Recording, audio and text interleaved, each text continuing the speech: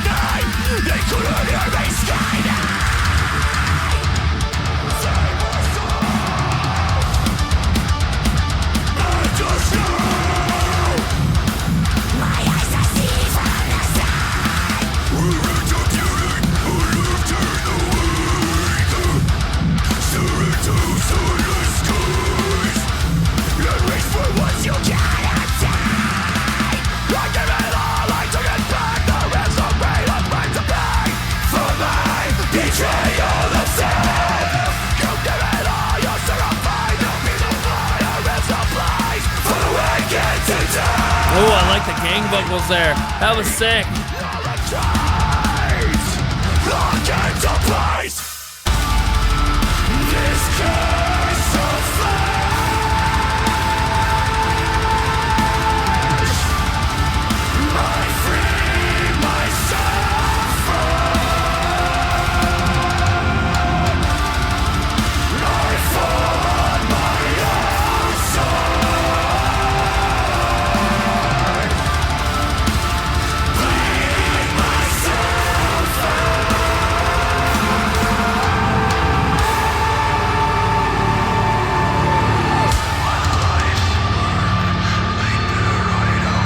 I'd be sick if we got a Matthew K. Heafy fucking guitar solo. I love his solos.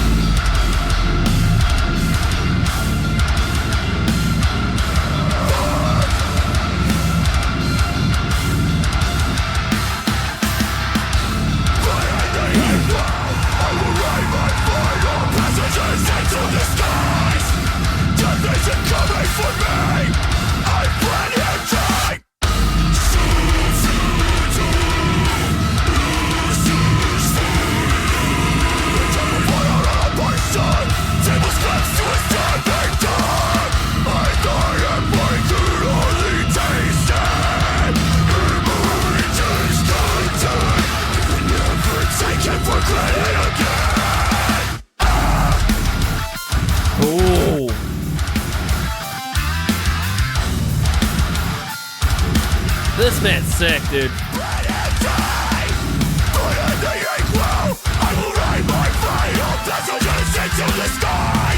That's Matt with him on the vocals. Is that Matt? I think that is Matt with him on the vocals on the screams. It sounds like him.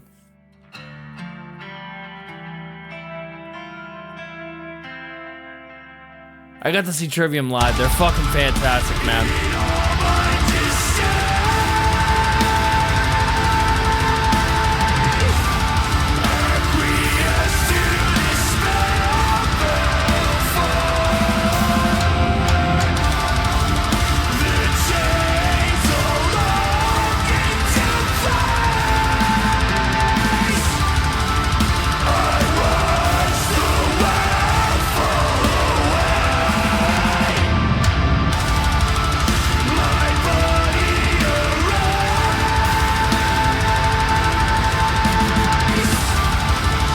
Oh, for sure. This is a sick-ass album. It's one of the best we found this year, for sure.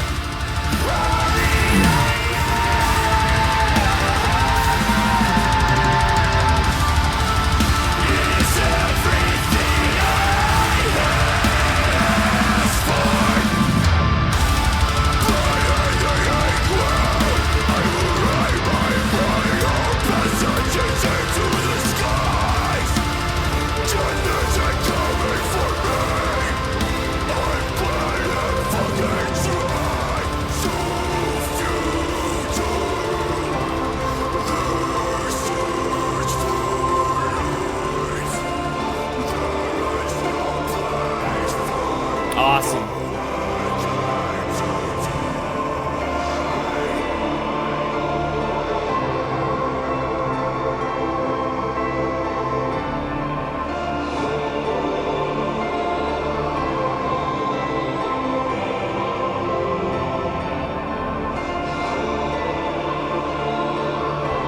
I feel like they had a lot of fans that were just confused about their new sound.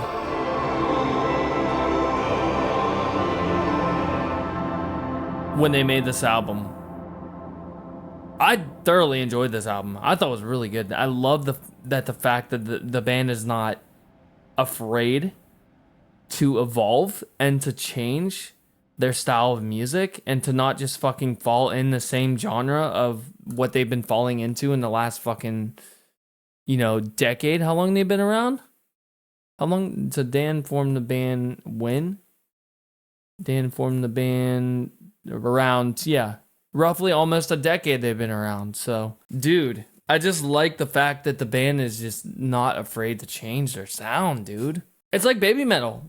When I first delved into baby metal, I was like, okay, there's just a bunch of girls, that are singing fucking metal songs and dancing.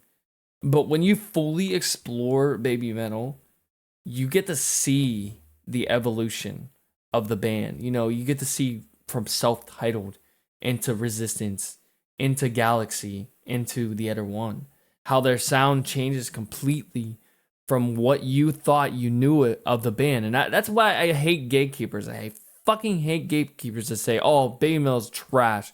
Have you fully listened to a discography of a band until you call it trash? I'm also guilty. Because I hate Avenged Sevenfold, right? I fucking hate that band. And I hate Five Finger Death Punch as well. But have you fully explored a band's discography before you judge a band if you like it or not? I mean, I gotta be honest, man. I fucking hate Gore. Gore is the worst Deftones album of all time. But I still love Deftones. It's just you have those fans that are gonna get off the train. And you have those fans that are going to stay on and that they're going to fucking support you no matter what you do because they know you're passionate about your sound. They know that you're trying to gain a new fan base each album that you bring out. No one wants to fucking hear you sound the same on every album. And this band is a perfect example of that. Let's get to this review. And if you guys want to request more discography by Enterprise Earth, go to my link tree. I currently am backed up till October. So October would be the next album reaction I could get to for a Linktree request. And I'm going to have to stop it in December and I might be getting deployed next year in April. So up to March, I'll be doing album reactions. This is a really, really sick band, man. My top 3. I think number 1 on this album is going to go to Spineless. Dude, this track was just... It was a fucking candy to my ears, literally. Like, I thought it was just going to be a piano ballad, and it goes into fucking just gent, and then it goes into deathcore, and it goes into just wowing the shit out of me. And it's just a fantastic track. I really, really love this track. Definitely my favorite on the album. My second favorite, probably going to have to still go to Blood and Teeth. I love Blood and Teeth. I love the fact that was their change. Like, this was the track that they changed their sound completely. I feel like this is the track that really brought off that fan base of like Sleep Token, Spirit Box, stuff like that, to their band, which is really, really cool. I really, really like what they did with this track. This is the very first track that I heard by the new Enterprise Earth with Travis on the vocals. But like completely different sounding from the first track I've heard by this band. I really, really like this track a lot. I may cover this track in the future. Number 3 is going to go to... Fuck, it's a tie, man. Malevolent Force or Accelerated Demise. I think I'm going to have to give it to Accelerated Demise. I like the fact that this band was able to show off for 4.5 minutes of what their skills are on each instrument. That was really, really cool, man. I really, really like that. I wasn't expecting that on a deathcore album.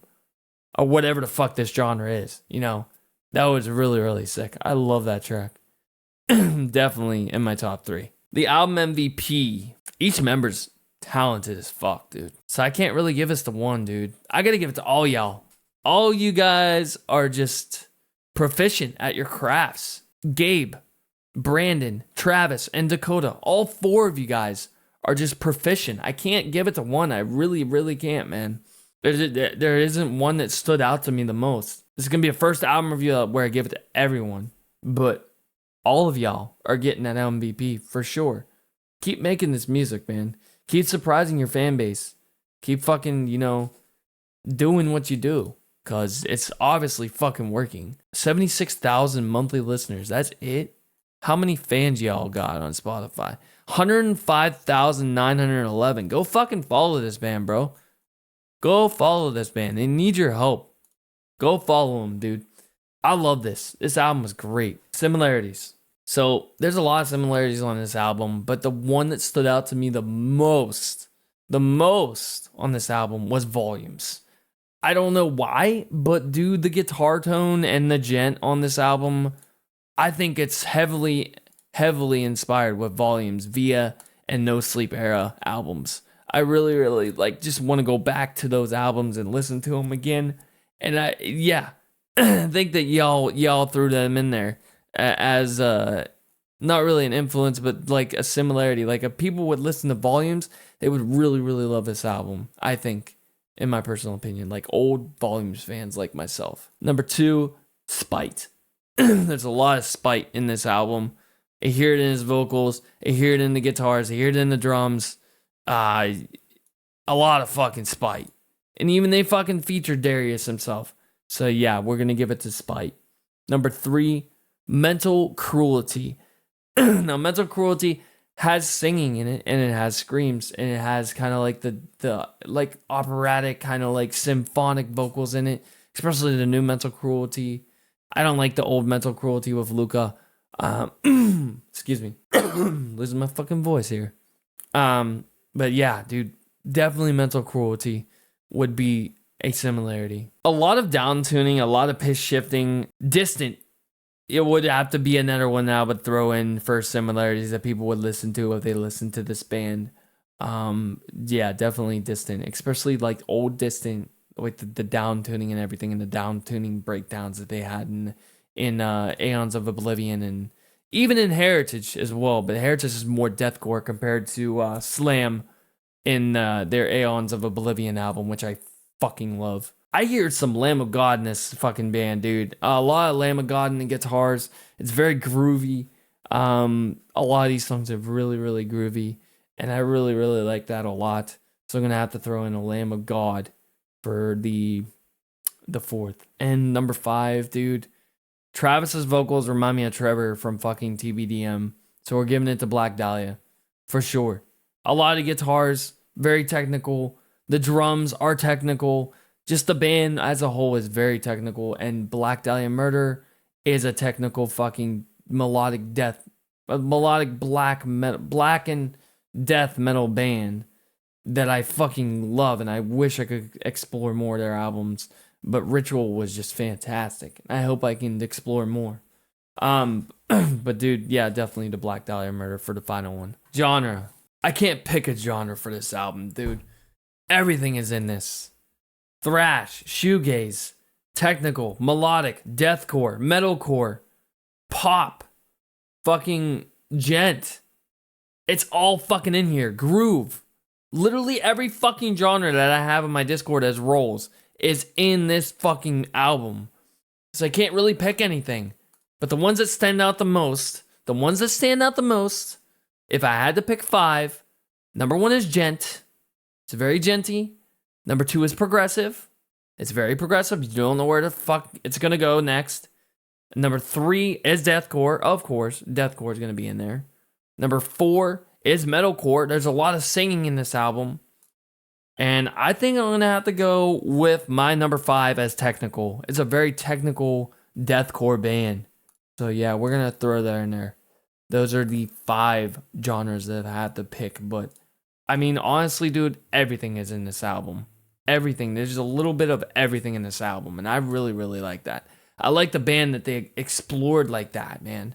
It's really sick. And if any of the members watch this, man, thank you guys for not being afraid to explore different genres and to try new things. Like, this helps a band grow. You guys have no idea how hard it is to be in a fucking band for everyone to agree on a sound. It causes conflicts. It causes fights. Conflicts and fights. It causes breakups. It causes fucking hostility towards other band members if they don't want to sound like that. You have to be open-minded when you're in a band and have to try new things. And that's a perfect example. The implication. I think as a whole, this album, I think it's kind of explaining the death of a fucking genre. It's literally an anthology of a bunch of different fucking genres, dude. They made this album into an anthology of a bunch of different genres and put death in the beginning to get fucking views or to get fucking fans, dude. It's the end of deathcore. It's not really the end of deathcore. It's the evolution of deathcore. But death also brings new beginnings. They say whenever you're born, a person dies, and whenever a person dies, someone is born. This is the death of deathcore, but it's the beginning of something new. I really, really like it. I like they really took a lot of time into this album cover, sacrificing the demon on the fucking slab there, and like the demon represents deathcore, death metal, black metal, stuff like that, and it's just like. It's everything, dude. They got these runes and these these pile of bones around the fucking altar. The runes each represent different genres of music. I think that this was the whole idea behind this album, was to bring in the fact that it doesn't matter what fucking genre your band is. If your fan base loves you, then your album's gonna fucking rock. And this band is the perfect example of not being afraid to shed your skin and to try different fucking avenues. I really, really like that a lot. I think that's what they had behind the whole album. Like, really. I really, really think that's what the implication of this album is. I think they just tried something new. I really like it. My rating. This album is a fantastic album. It really is, dude. Like, I've loved every single track on this album. There's just one thing I don't like about it, and it's going to hurt your guys' score, but at the same time, it's going to help your guys' score as well. Dude, this album's fantastic. The one thing I hate about this album is the limiting, dude. Whoever your mastering producer is, or your mixing producer did it really, really well, but the mastering producer, dude, he did you dirty on the fucking limiting, dude. The limiting it's too low. It's literally too low. It's not loud enough, dude. It needs to be louder. I wish it was louder. I'm going to buy this vinyl still, but y'all are getting a 9.7 out of 10 because of that mastering engineer. The mastering engineer really, really fucking hurt this album. He did you dirty, man. The limiting is gross on this album. Like, if I had to pull a track into my DAW and to try to figure out what the limiting is, I would probably have to say that this is about a -10 or a -8 dB. When you want to aim for a -5, -6 dB for your mastering engineer. Just kind of, throw that to your mastering engineer in the future. Let him know that you want your shit loud. This wasn't loud enough for me, man. It really wasn't. I was really disappointed when I heard the first track. I was like, this is not loud enough. I made sure all my stuff was turned up. I made sure my Focusrite was turned up. I made sure that Spotify was turned up. Everything wasn't loud enough. But as a whole, the album's really good. A 9.7 out of 10 is very, very good. I hope you guys enjoyed this album review. If you did, then please leave a comment on each of these videos that are going to be posted on the channel. This will be the end of the playlist that you'll see. That's how I do my videos. Fuck, running out of breath. Getting passionate. Thank you guys for joining us, man. Thank you. Ricassi for throwing this in, dude. I was very disappointed how loud this album was, or how quiet it was. But I still gotta give it a 9.7. It's a fantastic album. If you, the viewer, or the chatter, or whatever the fuck you're watching on, want me to react to your album, please request it on my Linktree. I currently have a backed up schedule to October, and I'm pretty sure it's gonna change in the next few days. There's a lot of people requesting album reactions on this channel. A lot of people supporting the Empire, man, and shout out goes to them, man. A lot of people complain about how expensive it is, man, but there's a lot of work that goes into this stuff. I really put my all into making these album reactions. It's my favorite thing to fucking edit, dude. I love editing these things. I just put everything into this. Thank you guys for being here. And now you guys get to see who supports this Empire, whether they are a free member or they're a paid member. Peace!